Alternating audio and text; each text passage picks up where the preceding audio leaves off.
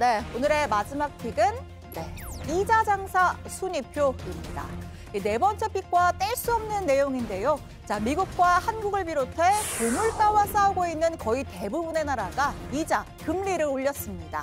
그런데 올리려면 예금 금리, 대출 금리 똑같이 올려야 하는 거 아닐까요? 국내 은행들은 올해 상반기 이자로만 26조 2천억 원 벌어들였습니다. 지난해보다 4조 원이 더 늘었는데요.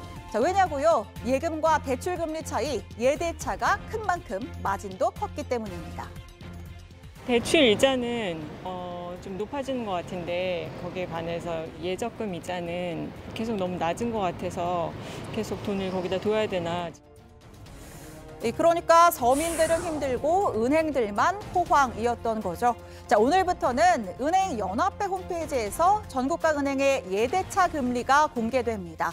윤석열 대통령의 대선 공약 중에 하나였는데요. 이 공시를 통해서 소비자들의 금융 활동을 돕고 반대로 은행에게는 예대차 금리 차이를 줄이라는 사인을 보내는 겁니다. 자, 그래서 이자 장사를 제일 세게 한 은행이 어디였을까요? 1위가 전북은행이었습니다. 예금 금리가 3.13%, 대출 금리가 9.46%, 차이가 무려 6%포인트를 넘었고요. 반대로 차이가 가장 작은 곳은 부산은행이었습니다. 제 1%포인트 차이도 나지 않았다고 합니다.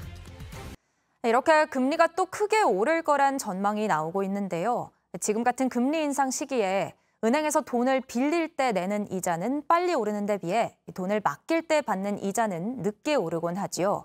이 차이가 얼마나 되는지 어제부터 매달 은행들이 공개하기로 했는데 뚜껑을 열어보니 예상보다 차이가 크지 않았습니다. 왜 그런지 황혜린 기자가 취재했습니다.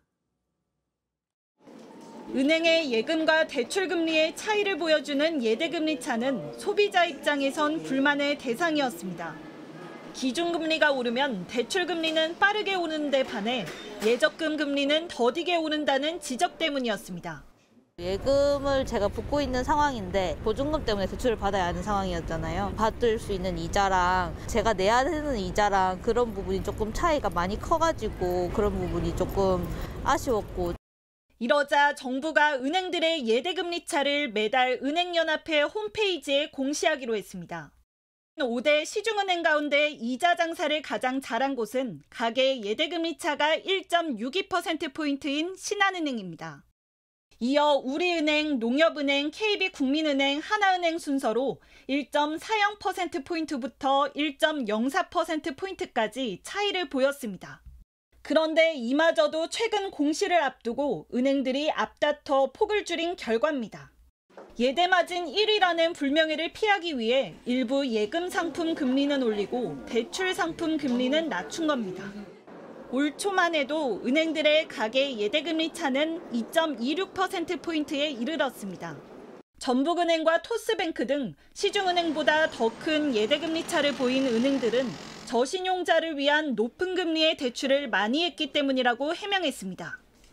좀 더 세밀하게 하려면 사실 여기에다가 서민금융을 제외한 대출금리가 또 비교가 된다든가 가상금리가 몇 프로를 차지한다는 것들을 보여주면 사실상 어느 은행이 이자를 더 받고 있는 것까지 알 수가 있죠. 대출금리가 가파르게 오르는 상황에서 단편적인 눈속임에 그치지 않도록 감독장치가 필요하다는 지적이 나옵니다. JTBC 황예린입니다.